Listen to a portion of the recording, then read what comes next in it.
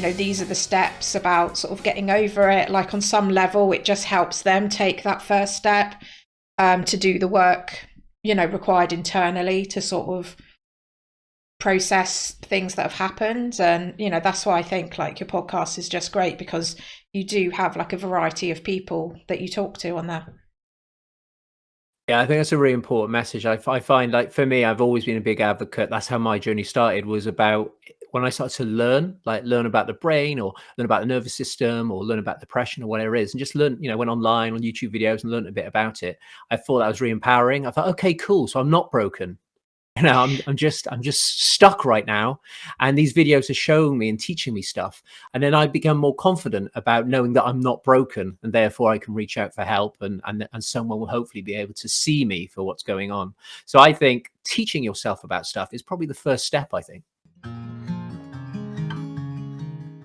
But it was interesting because I had done the Man Cove Wellbeing for I think it was probably nearly a year, probably not even quite that. And it was all to do with men's health and trauma. So trauma is one of my biggest, I don't know what the right word is. I mean, passion is a weird thing to say, but I'm fascinated by trauma, what it's all about, how it impacts us all as adults, especially from childhood stuff. So I've just interviewed so many people on it and read so many books, watched so many videos. Specialty? And it's one of my biggest things.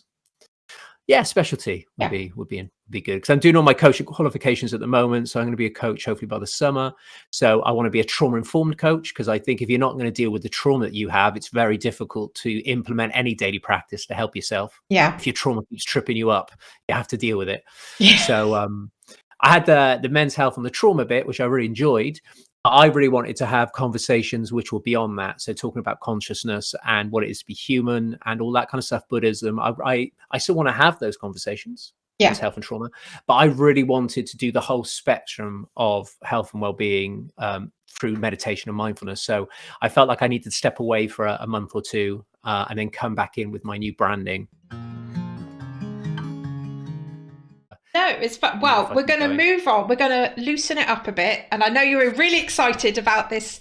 We're going to do the quick fire question round. Quick fire questions. Pew, pew. Oh, dear. Water break. So I'm going to fire quick questions at you. Before you do, Stephen was just asking, what's that book called again, please? Stephen, check it out, man. The Body Keeps the Score.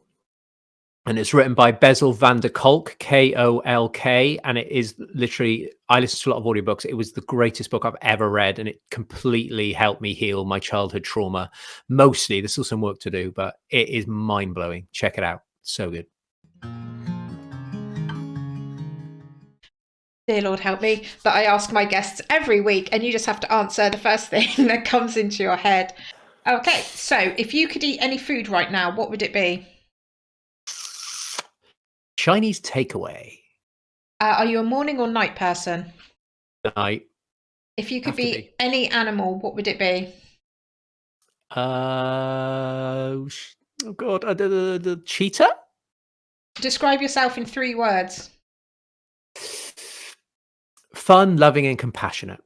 If a movie was made of your life, what would it be called? The awareness space. When you dance, you look like Jim Carrey. What is your lifelong dream? Lifelong dream is to live the life I'm living today. On a scale of 1 to 10, how cool are you? Oh God, not that cool. 5.5. What's your favourite word in the English language? Essence. Coke or Pepsi? Don't like either. Organic natural Coke. You said Coke, so I'm happy. What was your first job? Argos. Like a house. I have so much drive to do stuff now every single day. Like I don't feel burdened anymore. I can't put it into words. I hear you. You know, I was manically depressed back in my early 20s and fainting all over the place with anxiety. So, you know, if I can get from there to where I am, and you've got from where you are to where you are today, then that's a sign of hope. And we talk all about on the show about hope after trauma. There's always hope. Even if you've been traumatized really badly, there's always hope if you're willing to, like you said, you have the spark to be helped and you want to feel better. As long as you have that, there's always going to be hope.